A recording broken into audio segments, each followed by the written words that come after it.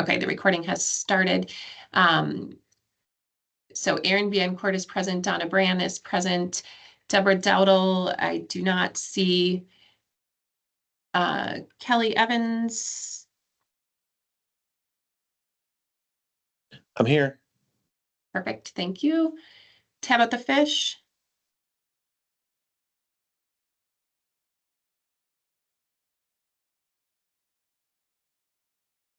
I am not seeing Tabitha right now.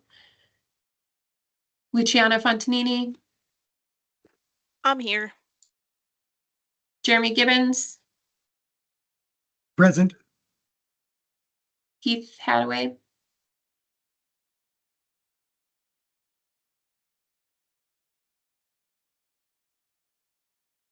I'm not seeing Heath right now. He might be joining.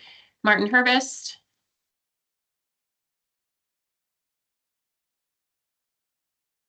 I think Martin is on, but he is, but he is might using- not hear you because I see him. Okay, he's in a different office than usual, so he might be having a volume issue. Lenny, do you actually want to go assist him in case he needs help? Absolutely, on my way. Thanks. Christine Hill, I see you. Trina Chloe. Is Trina here? Not yet. Natalie Otero. Present. Thank you. Sabrina Owen. I'm here. Sorry, I had to find my microphone button. Okay, perfect. Keith Rains is on the call. I muted him because I think he had a different conversation going on. He has the court docket today, so I'm not sure how long he's going to be able to stay with us. Mike Ritchie. I'm here, Shannon. Or Shannon, Dawn. Thank you. David. I see David. I'm right here. Perfect. As I mentioned before I started recording, Marissa Salinas is not available today. She is doing an all-day training. Linda Shear. Yep. Perfect.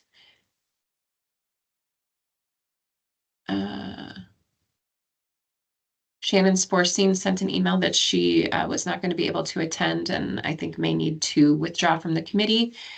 Jessica Thomas.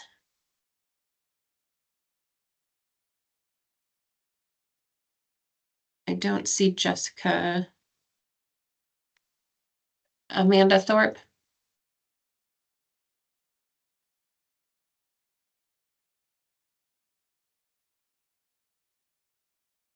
I don't see Amanda yet. Carrie Villa.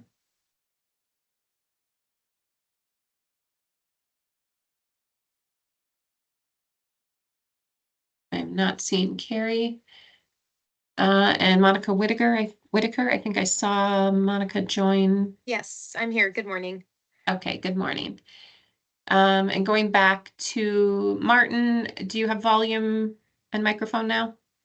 Yes, I do. Thank you. Okay, perfect. All right. So that's our call to order.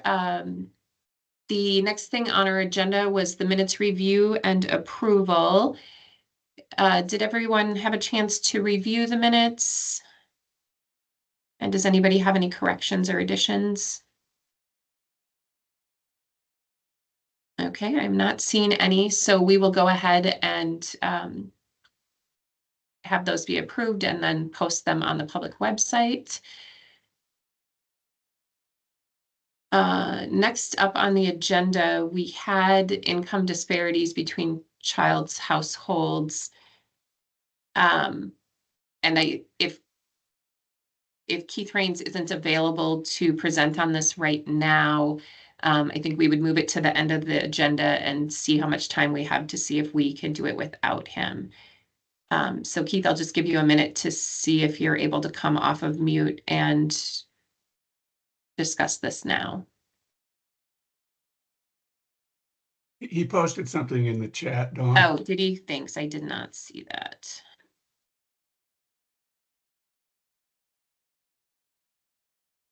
Sorry, I was on mute there. I was saying that too, Don. Okay. So it looks like he's filling in for a judge in Columbia County and he'll be in and out of the courtroom. So he'll keep listening when he's in the chamber. Okay, so he probably won't be able to participate. So for now, we're just gonna move, we'll move past that agenda item and we'll come back at the end to see how we want to handle that. And last thing, Don, Jessica just joined you. Oh, perfect. So Jessica Thomas is present. Thank you. Trina, Chloe as well. Oh, thank you, Trina. Hi, everybody. Okay, so we've reviewed the minutes already and approved those. We are going to move forward with the child attending school discussion because we do have Linda here this time and we thought it would be best to discuss that when she was here. We do also have Will Latham is our manager of our child attending school team, which is the team that's sort of within the Oregon Child Support Program that helps process the responses from students from the child attending school that they're going to school and sort of doing that process. I don't know that these questions are, or these issues are necessarily specific to that, but we just thought it would be helpful for Will to be here and hear those questions. And if there was something that related to things specific to his team, he could let us know. So Linda, do you want to share your ideas about perfect. Okay, I'm going to turn it over to you. Sure, thanks. So there was two pieces I had of concern. One is I don't think it's clear about when a second parent should be ordered to pay child support to a child attending school. And I saw in the minutes that someone thought that the program won't take a new order for the parent who receives support when the child turns 18, and they weren't sure about that. But I'd be interested to hear what the agency's policy is, but also what kind of guidance you can give parents. And then the other one was that there seems to be some dramatically larger total child support being paid when there's a child at home and a child attending school. And then there was the issue that Judge Raines brought up about sort of the ongoing, is a child attending school or are they not? And I watched the video discussion of the meeting and saw that there was some feeling of no, we don't have really a choice about what to do. And I was wondering in that situation whether there could just be, and I don't know if this is practical, an update each year to parents and a child who's attending school saying, here's the rules, here's the procedures, just so you know.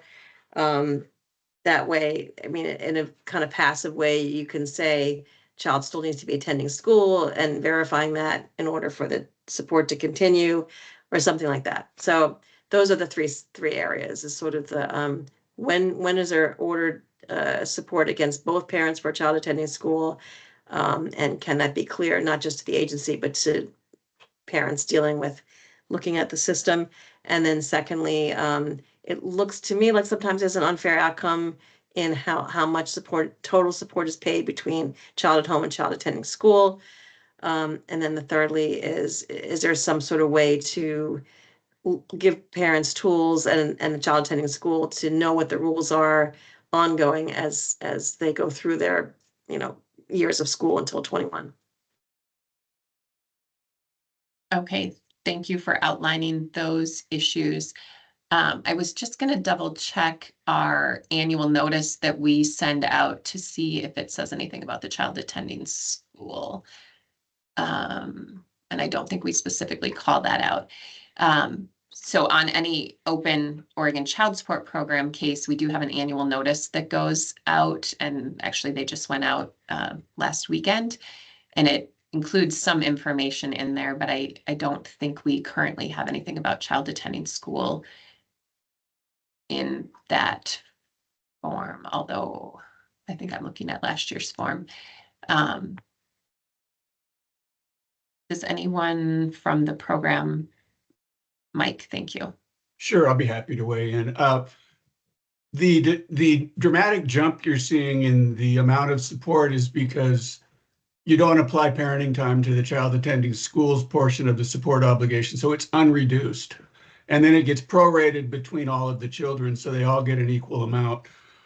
So the child attending schools support is indirectly impacted by the parenting time, but as part of the calculation, it's an unreduced amount, which does cause it to jump significantly in some cases. The program's position on ordering support from both parents, we typically do not. And the only situation in which we would establish an obligation for a child after they turned 18 is if the parent against whom we're establishing the obligation was previously ordered to pay support for that child when that child was a minor. If what we won't do is if the child moves into the obligor's house and is going to live there during college, we would decline after they're 18 to order support against the former obligee because they'd never had that obligation before, Linda.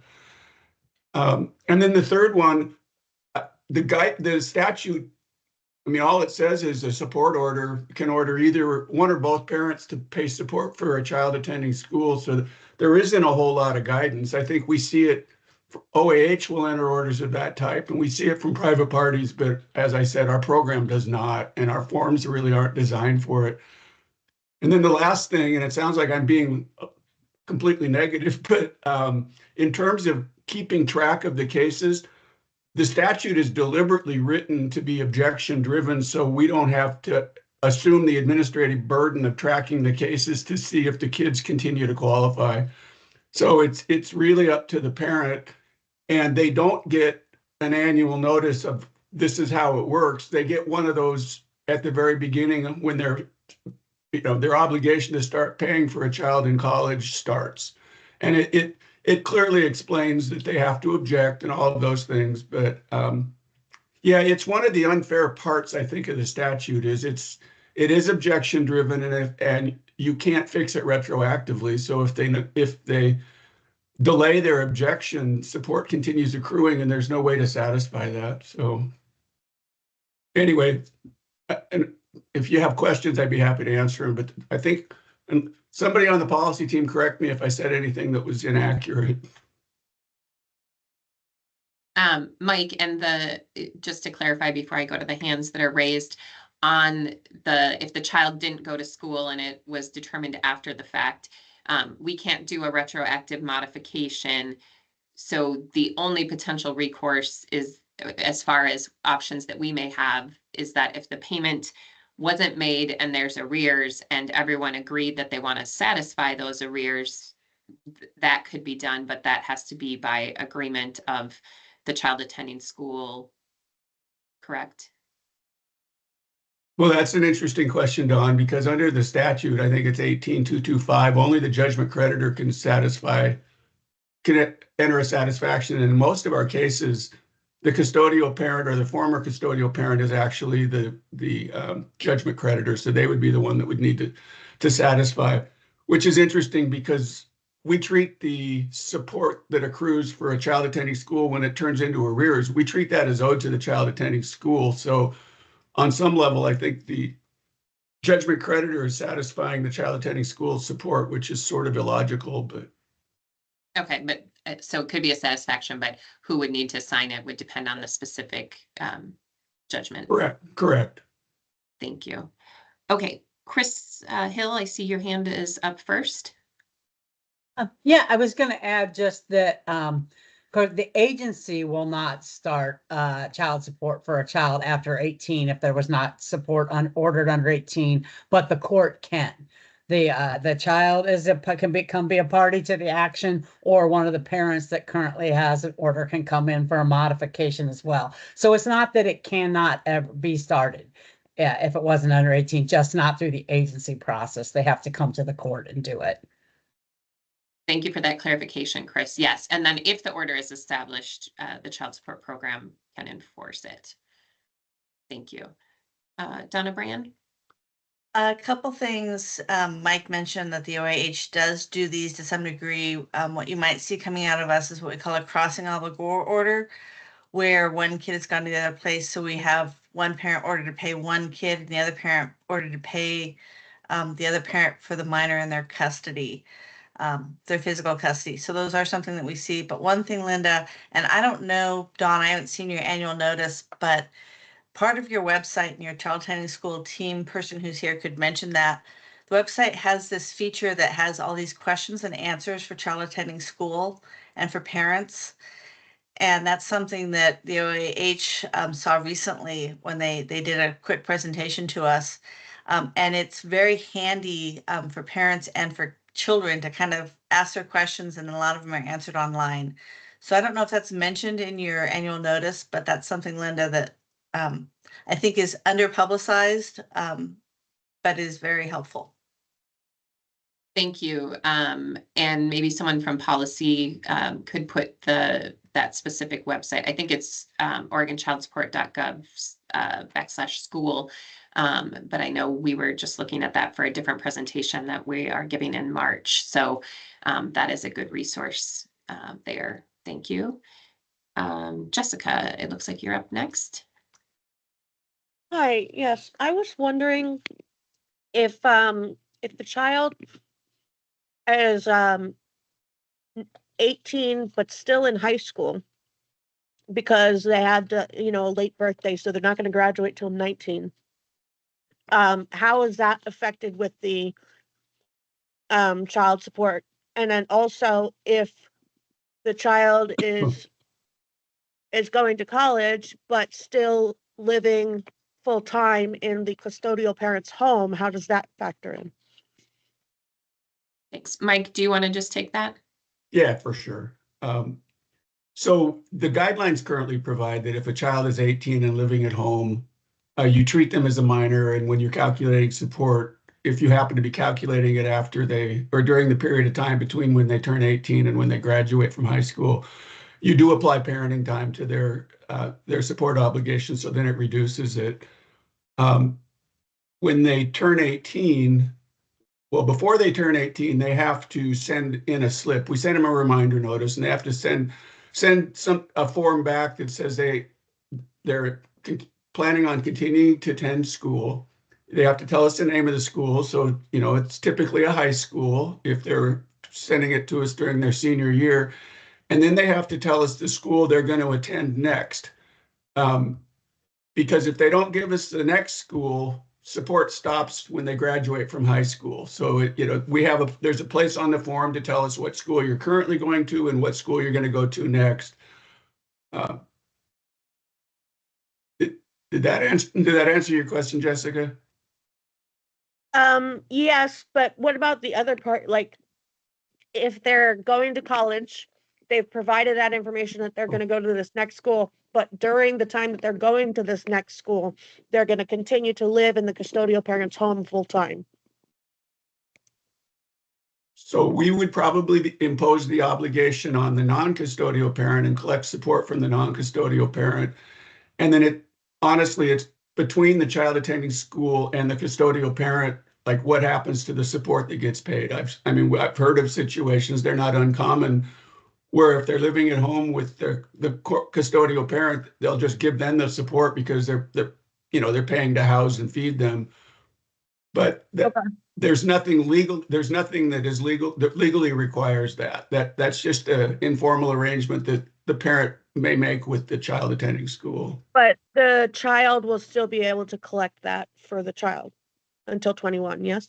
Absolutely. Okay. Thank you. That answers my questions.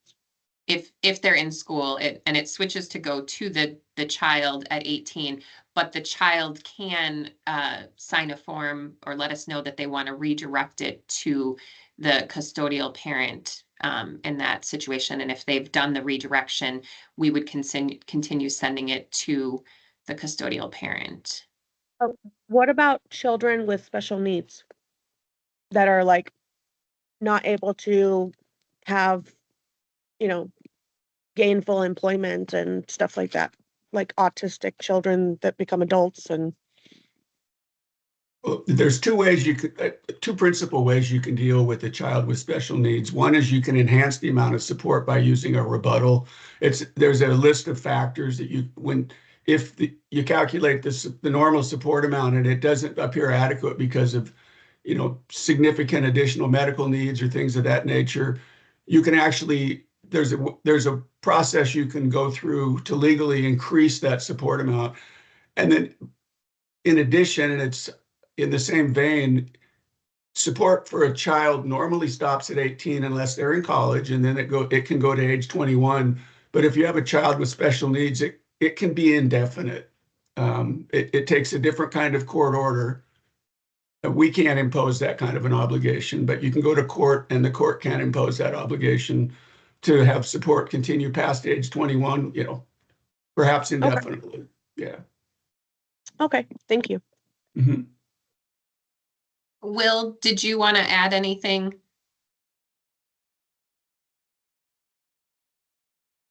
Unmute. There we go. There you I can go. unmute. There we go. Yeah. I was just gonna say that I looked up the annual notice from this year and there isn't anything in there about school, a child attending school, other than the fact that if you want to pay through EPW, then this child has to agree to it. So that's the only thing that I could find on the annual notice about a child attending school. So there's nothing on there. The other thing is one of the other ways that sometimes participants will get rid of the debt that maybe when a child is not attending school and we continue to bill and then we find out they're not attending, and everyone agrees they're not attending. If the person won't satisfy the money, sometimes what they'll do is they'll do a credit for direct payment. That's another way to take care of the support that was billed, but other than that, there's nothing, those are the only tools we have, but we did make a change to where the child can tell us in writing that they're not attending and we can stop support. We don't have to go through the suspension process for that, or the objection process, sorry. So, okay, that's all I wanted to add. Thanks, Will. And in the chat, Trina did say, from her experience, that it's challenging to report both the current school, meaning the high school, and the future school, meaning college, when the 18-year-old is still in the middle of college applications. And am I correct that they could provide an update when they know what that school is? What's the process for that? So when they provide us information that they are going to, they intend on continuing to go to college, once they make that determination, they're supposed to tell us. If they don't put any information in there, we will suspend them on the 18th birthday. If they do put information there, then we take it as that's where they're going. And then someone would have to object or disagree with it in order for us to get the new information. So it's not something that we're capable of monitoring at this time. So Dawn, if they said they were going to go to high school and they told you Tigard High School, I'm going to graduate in June, and then they said they were going to go to college, but it's not until that summer that they actually figure out where they've been accepted, so they don't know what school they're going to go to. They do need to provide the update. If they don't, then it'll suspend. And Will, fill me in. Does it suspend it suspends when they graduate, doesn't it? Yeah, in that instance, they would suspend when they graduate if they turn 18 while they're in high school. Yeah, we have multiple. I mean, there's so many scenarios. Sometimes they turn 18 in the middle of the summer. So, I mean, will suspend when we don't have any further information that they intend on continuing, or we don't know where they're going to attend. So then if they start school and submit the paperwork that proves that they're a child attending school, which is they have to get the school to sign off on, they're enrolled at least half time, they're making satisfactory academic progress, and the student has provided the school with a form that will allow the paying parent to obtain school records.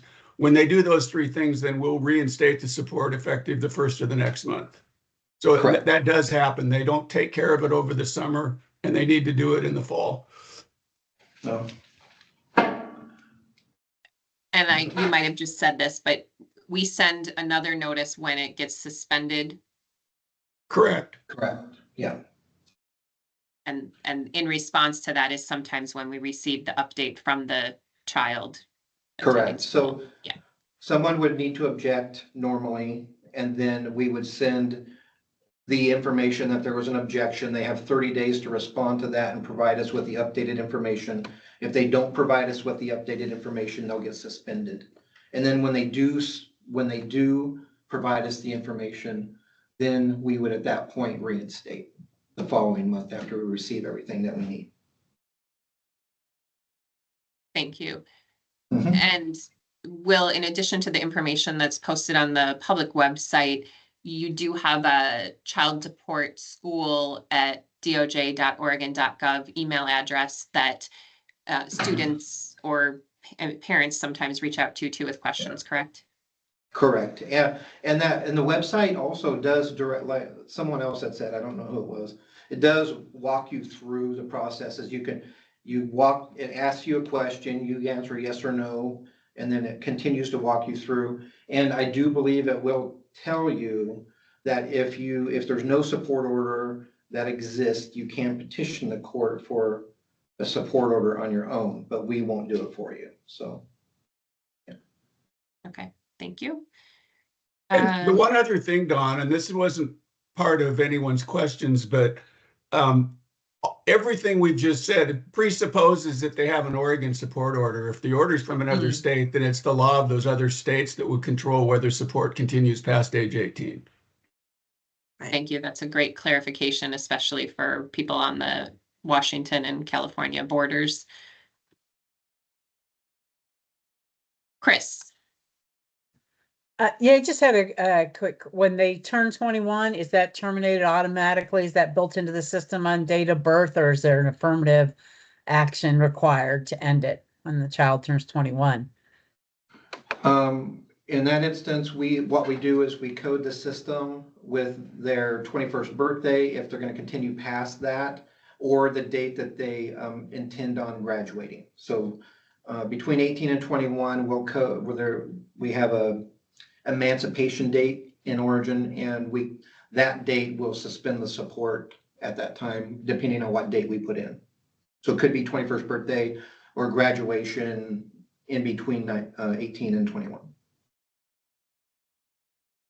And Will or Mike, does one of you just want to touch on if that child stops receiving support, but that doesn't mean that the order necessarily terminates? You mean if the paying parent stops paying? Well, meaning there's other children that still have support. Oh, that's another interesting clarification. If the support order is an undifferentiated amount for more than one child, and one of them happens to be a child attending school, let's say the support order is $600 for 2 children, one of whom is a child attending school. If the child attending school stops qualifying, the amount of support does not reduce. The amount that would have been paid to the child attending school is paid to the custodial parent instead. Unless it was established as a tiered order or something that way. But that's another wrinkle. If the child is not qualified as a child attending school at the time we're establishing or modifying an order, and there are minors on the case, we'll order the amount for the minor, and then we'll include what we call a tier. It's a contingent amount that starts accruing when we receive proof that the child is qualified as a child attending school. And in that situation, if they stop qualifying as a child attending school, you actually turn that amount off. So it doesn't get paid to the custodial parent instead, it turns off. Thank you. Keith, I see you are back and you have your hand up. I don't know if you heard us Yes, earlier I did. when we moved your agenda item towards the end. Thank you. I did. Unfortunately, my computer would not allow me to unmute myself because I heard that portion, but so I had to reboot. So anyhow, the problem I had is everything's driven by horror stories, right? So horror story is child qualifies for a child attending school in the summer before he's supposed to go to school, never gets to school. Everybody knows he didn't go to school. Father's out of state, who is the obligor. He doesn't ever pay because he figures I don't need to because the kid's not going to school. For some reason, the kid is not required to requalify after that first time. and the arrearage is developed for 4 years of support, even the kid was working the whole time, never went to school. State comes to collect on the guy, and there's no way that I can satisfy his arrears as a judge, because there's no basis for that. Is there a way to create an administrative remedy that would take care of, everybody agreed on the facts. I mean, the facts are not in dispute at all. But the mom wanted the money, and so she was pursuing them. Your thoughts? Mike? Judge Raines, I have beat my head against a wall on this issue trying to figure something out, and the only thing we've ever been able to come up with, and it requires the cooperation of all the parties, is a satisfaction or a credit for direct payments. Yeah, which would be a bit of a fiction if they didn't actually pay. But I mean, in theory, that's a process that the paying parent and the child could engage in, and they could stipulate that they receive money. But with the satisfaction has to be signed by the custodial parent or by the judgment creditor. So in the case you described, if the mom wanted the money, she would be the one that would have had to sign the satisfaction. It seems like she's unwilling. I just wanted to add in just one more thought, is that if that case is being handled through our program, there hasn't been a lack of information. Whether the paying parent had lots of opportunities to know we were enforcing their case, because we send out a lot of communication. So there had to be some breakdown there where maybe the paying parent contributed to that situation too. They might not be an entirely innocent party in not knowing that there was a child support case. So what you just said is almost always true, but I don't think it was true in the case Judge Raines is talking about, because the dad was in Florida and the Florida program refused to enforce the order until, heaven forbid, I convinced them what the law was, and then they added the arrears back to the case. Okay. So Judge Raines, that's one of the reasons, this is Linda, that I was saying that maybe that annual communication that goes to both obligee and obligor could say something about a child attending school, which the people here were saying there isn't anything. If at a minimum and had a link to the webpage that has information and who you can ask questions of, that would be something I think that might trigger some thought, for a child attending school case. If you didn't want to add like a paragraph of content, which I could understand because it's a small percentage of who you're sending this to. So that was one thought I had about your particular situation you explained, Judge Raines. Yeah, thank you. The other thought is, if there were a notice saying, if the child is not attending school, look at this page, just one line on the notice that goes out to the parents in bold, so that there's an opportunity to really notice it and then go to some page to look at. Yeah. Hey, Don, is there room on the billing statement for a note like that? Potentially, but a lot of people don't get billing statements if they're paying by income withholding or. But I think we could look at that for the annual notice. Unfortunately, like I said, this one just went out, which the good news is that means we have some time to look at language for the next one. We could have a child attending school blurb is our language of what we talk about. But I think that might be helpful for the annual notice that sort of outlines that process of, like, once it starts, here a brief thing, and then see the website for questions. I think we can flag that as something to start looking at. And I'd suggested a legislative change until people said, no, stay away from it. It's a hot potato. So don't even think about producing any kind of legislative idea. Okay, I just had one more question, one more comment about the different issue, which was when child support would be ordered against both parents. So Mike, I appreciate your response, and yeah, I know that the statute says that, and I hear that the agency has a protocol, but it doesn't give any guidance to the parents when they are setting child support, or when the attorneys are setting child support, and particularly when there's a child that's going to be attending school soon in a couple of years or in 1 year. There's nothing that says why should you order to both parents? Why shouldn't you? And I think that we should think about putting some guidance in the statute for when is it appropriate? Or even if it's not, I mean, you know, it's a rare occasion that both parents will be ordered to pay support or something like that. You know, it's something that tells them. There was a comment in the chat, Dawn, from Michelle Underwood. And it says, basically asking if there will be a civil tort against the parent collecting support if the law doesn't allow it. Michelle, you can come off mute if you wanted to. Well, I think the simple answer is there was a court order in effect that wasn't changed. Right, but I mean, what is the parent receiving support? What is their obligation to report a change in circumstance that they know will end their support? Do they have any responsibility at all? And if they refuse to cooperate with a satisfaction, I don't know. That was just my off the cuff thought. I think the short answer is the child support program wouldn't be pursuing that. No, it was more towards Judge Raines's area. Okay. So that there's at least some kind of relief for the obligor. I don't know.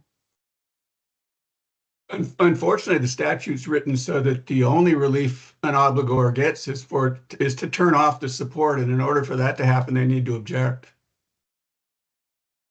And Will, could you comment? There is a process where the paying parents can request proof of school enrollment. Like once the process is going, what's that process? Yeah, that's the objection process. So what they'll do is they just basically in writing have to say that they object that the child's attending school.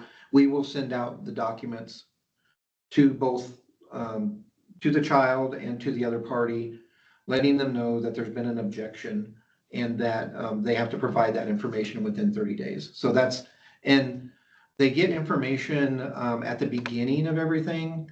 So when the child gets their information 90 days before their 18th birthday, there's also a notice that goes out to both the parents.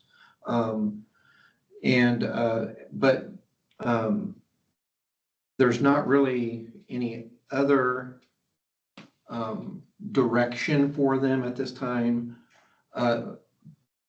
other than those scenarios. So and then them finding out that the child's not attending and then objecting, or the child calling us and saying they're not attending. So okay, thank you. That's the only way we get it stopped, really. Okay. Jessica? Oh, and the obligee can also do it. I'm sorry, obligee, I'm using old language. I've been here a long time. Person receiving support can also stop it if they're ordered to provide healthcare coverage. So they can object also in that scenario.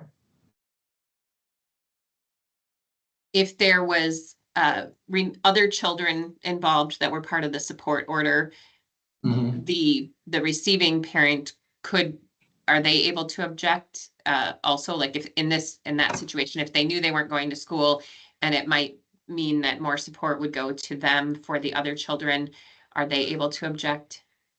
We would put that in an email and we would send it to Mike. Because unless they're ordered to provide, I think the way the rule's written, only the person who can object is someone who has some type of an obligation. So I think that's the way the rule's written, but I'm not positive. But that's been my experience. So. Okay, it hasn't come up, or I will let it go at that. Jessica, I see your hand is up. Hi, yeah, kind of on a different vein. What about if when the child becomes, is graduated high school and they can start receiving the support themselves? What if there is already a very large arrears from the previous parent not paying, or from the, before they became adults when they were minors, of not paying the custodial parent at all for a really long time? And so there's a huge arrears does that go to the child or does that go to the custodial parent who was not receiving that for the entire time the kid was a minor? The arrears So- balance remains assigned to the custodial parent, the parent who is supposed to receive the support. So that balance is still due to them. If payments started coming in, current support would get paid first. So if there was only the one child and it was a child attending school, they would get the current support obligation payment. And then if there was extra paid toward arrears, I believe it gets prorated. But the arrears balance would not transfer to the child. Okay, so, and, okay, I think that answered my question. Thank you. But just to clarify, Jessica, support that is accrues while the child is a child attending school, if that doesn't get paid, that goes in the child's bucket. So, you know, they have their own arrears that are the arrears that accrue while they're qualified as a child attending school. Okay, and is there a way to, require the, paying parent to pay a certain percentage over the current amount so that they, like right now, if there's an arrears and the child's a minor, then the paying parent pays 120% of the monthly payment, and so that way the 100% goes to the current month and the 20% goes to the previous arrears. Is there a way to like put like a separate payment stipulation once those balances get separated? There is a statute in chapter 25 that provides for expanded withholding. So you could go to court, or we could go to court and get a court order that requires the paying parent to pay more than 120%, but you can never take more than half of their income. And Okay. it's fairly rare. We don't do it a whole lot because it ends up disadvantaging that parent in a way that could impair their ability to take care of themselves or other people that are dependent on them. So. Okay, and what if that other parent has been hiding their employment and income the whole time and just getting all under the table jobs and or 1099 jobs that, you know, can't get deducted with wage garnishment and whatnot, and you know, tries to say that they're not getting any income when they're You've just identified the most difficult part of our job, probably. I mean, that we struggle with those cases. If somebody really wants to hide their money, about all we can do is prosecute them for contempt, and even that isn't always successful. So those are really tough cases. We do have other, you know, we can suspend licenses, which can provide an incentive to start paying. We can intercept their tax returns, but they probably don't file taxes if they're working under the table. We're constantly matching with banks around the country to see if anybody that in our caseload has bank accounts, and if we find them, then we can garnish them. But there are unfortunately people who should be paying support who are unbanked. They don't go to the banks because they've learned that if they do, we'll find their money and take it. So yeah, or they get married to someone and use that person's bank account. All of those things are true. Yeah. Okay, thank you. One other thing that happened during the 2023 legislative session is that we did have Senate Bill 184, which requires the reporting of independent contractors. So you mentioned the 1099 issue. If that is like a company who's hiring people by 1099s, they should be reporting that to us, and we would be looking at it to see, is this a case where we already have an income withholding order in place and we're getting the support? And if not, we may be able to take action in that situation also, but it may be one of those things where someone has to report the information to us if the business, you know, isn't already reporting that and we don't get the information.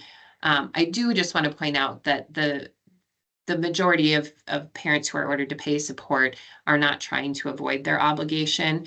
And we get somewhere between around 70% of our payments that we collect do come by income withholding. So that is sort of the standard. There are definitely those blatant cases where, you know, people are actively avoiding paying. But that's not the majority of cases that we see. Okay, David? Yeah, I was just wondering about the policy, when the young adult goes and attends a school at least half time. So is there any kind of like, no control, verification? Of course they're going to school, but what about if they change after 6 months to something completely different? And then after a year, they change to a different degree or major. So even though they're still going to school, they're not able to accomplish anything. Is there anything, or is only required to go to school to receive child support as a young adult? What is the policy? Because I hear the policy is that they don't need to go to school, but if they are actually utilizing their time efficiently, a young adult, maybe they can just keep switching measures. So do you guys have anything in their policies that maybe they have to be consistent for 2 years or not really? Will, I see you going for the mute button. Well, I want to make sure I understand it. So, so there is a process that we have in place when they are going to college. We have a form that the college will fill out, or the other school, or whatever the secondary school is. They have to complete the form, and they have to mark that the child is attending, that they are meeting satisfactory progress, and that they have completed a form to allow the parent who pays support to have access to their grades. And so though that is something, that is one requirement, okay? So at the very beginning, they have to give us that. Then at that point, if they do change majors or they change from one class, they're not being successful, we would need to hear from the person who pays support that they don't believe the child is making satisfactory progress, because they have access to their grades. And if they ask for the grades and they don't get access to the grades, they can also object because of that reason, that they're not getting access to the grades. So again, this falls back on the person who pays support to be active in the process. So they would need to object, and then we would get something from the school that's saying, no, they're not making satisfactory progress. And at that time, support would stop. And then if they became successful in the process, it could be reinstated. It's something that can be turned off and on, and it just depends on the person who pays support objecting, and then us getting the information, either they are or aren't making the progress that they should be, according to the school. And it has nothing to do with us. The school has to tell us if they're making progress, because they could be going to like diesel mechanics. And if they're not showing up, then so obviously they're not making satisfactory progress. But if they're there and they don't really get grades, but they're making progress through the program, then they're making satisfactory progress. So it's has a lot to do with the institution. So I hope that answered your question. I hope. Kind of really close to what I was looking. Yeah. Yeah, David, just to answer your direct question, if a student goes to a different college every term or every semester and changes majors every term or semester, they could still qualify for school as long as they were a half-time student making adequate grades. So there is really nothing in the statute or the policy that requires them to be, accumulating credits in a particular major so that by the end of their college experience, they will have a degree. That isn't part of the law. Thank you. That answered my question, actually. Okay, good. That's good. Okay, so we've had a lot of conversation about child attending school, and I think it was, for me, it was helpful to hear that and kind of work through things. We have the action item to look at the annual notice. Going back to Linda's question about sort of guidance for ordering both parents. again, the scope of this group is, we're looking at our administrative rules that we have and not specifically looking at the statutory provisions, but I don't know if sort of part of that question is just a little bit more guidance on when courts might order both parties to pay, but I think that might be more on OJD's side, or I mean, we could try and put a little bit more information out there of here's what the program does if you're looking to have both parents ordered. That's something that is pursued judicially. I don't know if that would help somewhat, Linda.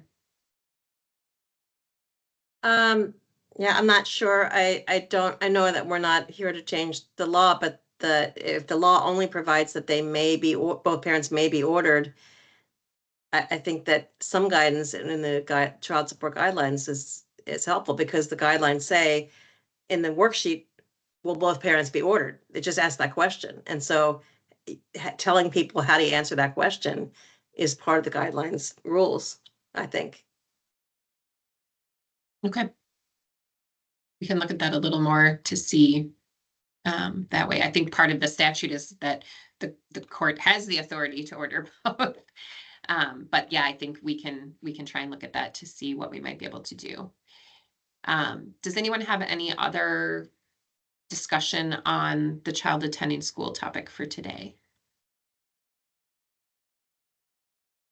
I am not seeing any. Okay, let's move on to the work group updates. And we have healthcare coverage and childcare costs up first. Hi, everybody. Good morning. So the healthcare coverage and childcare cost work group met twice since our January meeting. We had a kickoff meeting where we kind of went over the approach of the work group and how we're going to tackle the topics.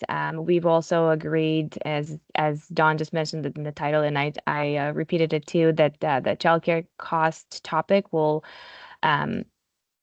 take it over, or take it on, I guess, and discuss and incorporate it into our effort. We also had a discussion actually last week, or it was our second meeting, and we started talking about more into detail about healthcare coverage, the healthcare coverage issues that we've identified, and kind of where we want to go moving forward. We had some really good discussion. We're going to continue talking about the healthcare coverage topic first, and make the recommendations and land on the recommendation, and then move on to childcare cost after that, and incorporate them and do the same for that topic. So that's kind of the main gist of the healthcare coverage and childcare costs work group efforts so far. I don't know if anyone on the work group has any thoughts or anything else to add. But we had really good participation, good discussions. I think there's a lot of additional good discussions that are to follow. Thank you. Thank you. And do any committee members have any questions for Alex?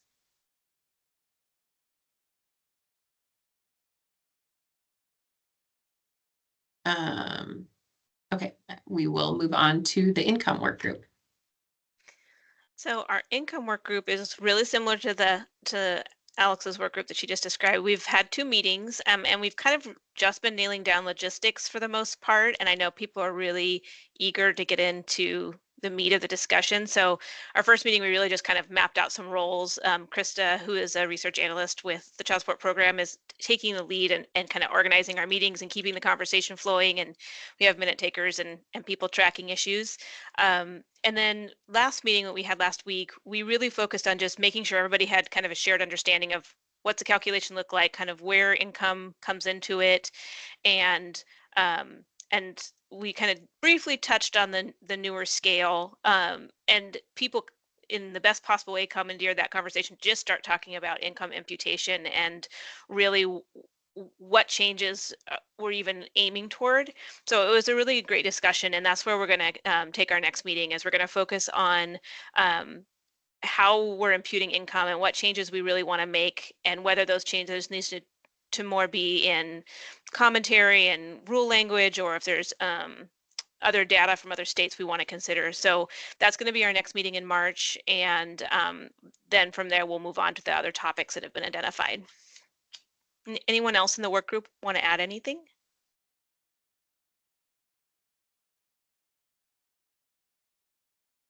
And do any committee members have any questions or comments? I am not seeing any. Thank you, Lucci. Parenting time credit. Hey, this is Lori, and I think Mike volunteered to be our spokesperson for this. Mike, are you good with that? Or be prepared to do that? Well, I forgot, Lori. Well, I think I'm still battling a really bad head cold, so forgive me. But yesterday we met, and it was our second meeting, and we had demonstrations from Michelle and Stacy where we went through the parenting time calculator and just the regular calculator, just to see where parenting time fits into the calculation as a whole, and just identified like the main issues that I think that we're going to try to dig into a little bit more in the next upcoming meetings, specifically with how to simplify how we count overnights, and looking at what other states are doing and what their directions and how they explain how to count the overnights. So I don't know if anybody else wants to add anything to that. Well, just on the partial days, I think we also discussed whether we want to abandon the current provision in the rules that allows for, like a quarter day credit and, smaller credits, or if we just want to do full credit and half credit, just to simplify it, which I think is more common in other states. So. Jeremy. I'm sorry, I'm getting over a bad cold too, and I sound like this. I agree that existing language is fairly complex. I also would like it if the work group might consider whether it's equitable, right? Because it's talking about how a 4-hour block could be counted as an overnight. Well, when I learned math, it takes 6 4-hour blocks to make 24 hours. So when you're talking about a total of 365 per year, I think we're talking about 24-hour increments. So hopefully when you're looking at that simplification, hopefully that'll be in a way that really makes sense and is equitable. But thanks very much for looking at that. Thank you. Any other committee member comments or questions? Michelle? Yeah, so I mean, there was a lot of discussion around the partial day, full day, and what doesn't count and why in our meeting yesterday, and really good conversation. And part of it centered around the idea that the time spent with the non-custodial parent is relieving an economic burden on the custodial parent, even though they do not have the child overnight. And the current rule is you have to be between 4 and 12 hours to get a half-day credit, and more than 12 to get an overnight credit. And it does talk about, you can only have 1 day in a day. So, but, and there was some discussion around, well, if they have them, if they're picking them up from school every day and feeding them dinner before the other parent comes and gets them, that's basically 2 significant economic impacts where they don't have to leave work to pick the child up. They don't have to pay for after school care, and the child is being fed dinner. And so I don't know if there's any way to clarify why you might get a half day's credit and why you might not, or how to determine that kind of a thing. But that was just to fill you guys in on a little bit more of the discussion that we had. Thank you. Martin? Yeah, just to follow up on that, there was some discussion that we just started on should this be actually an adjustment or tweak of the actual rule, or is there more clarification required in our commentary, which I found myself, even as the discussion was going, kind of jumping back and forth where I was. So I know it should be a robust discussion going forward. One other thing I think that this picked up is from earlier guidelines where we had a multiplier effect, which the new formula, which is not new anymore, really helped reduce some issues. It's identified, we're now talking about some disparities where we have incomes really close, or a wide income disparity, but parenting time is close, and seeing how that might be addressed potentially. Thank you. Any additional comments or questions? I'm not seeing any. Well, I'm glad that those groups have gotten kicked off and had your second meetings. Sounds like that is going well. So I appreciate everyone's efforts and thoughtful discussions there. I think one thing I had said that I would reiterate in this meeting is sort of remembering that the guidelines are applying to we're trying to apply to the majority of parents and looking at that. So not necessarily a specific one-off situation. And then also wanting to make sure that both in this committee and in the work groups that we are being respectful of everyone's opinions and making sure that everyone feels comfortable commenting and valuing those perspectives. Okay. Since we are a little bit after 11 and I think it looks like Keith dropped off again. I think it would be more effective for us to hold his topic to a meeting where he can be present because he has an opinion on some of those that he wants to be able to present. And I don't want to duplicate that effort by doing it today and then potentially having to go over it again for his commentary. Hey, Dawn, I see Yes. him on the list of attendees. I don't know if he's actually able to unmute and participate, but just FYI. Oh, okay. He dropped off my screen.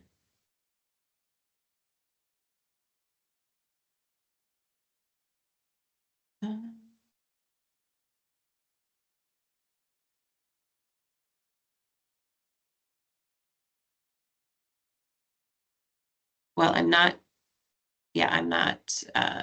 getting any response from him. So if he is still on, he may have just left it open and might be on the bench right now. So I think since it's already after 11, let's just proceed to roundtable for today, and then we will carry his topic over to the next meeting. Did anyone have any roundtable topics? I did have one that I wanted to mention. So one of the things we will put on the agenda for the next meeting is a report on, it was a 2024 case data analysis that was led by Lucci, and one of our research analysts helped do that. And then several program employees helped look at data on cases where we have child support orders where either an order was entered or it was modified to then statistically look at that and gather some data of things that are specifically required to be looked at under the federal child support regulations when we are doing a guidelines review. I wanted to mention that here today. We will go ahead and post that report online, although I think we just identified this morning an additional update that we need to make to it before we do that. And when we post it, I will send a message out to this group that it is posted. If you have a chance to review that before the next meeting, that would be helpful. We will also send it out when we send out the agenda for the next meeting, but we'll plan to spend some time just going over that data because it's one of the things that we have to look at to do that. Lucci, is there anything you want to add about that? No? Okay. Did anyone else have any roundtable? I am not seeing any hands. Okay, I appreciate everyone's time. We will see you in March at this meeting and hopefully in work group meetings as well. Thank you.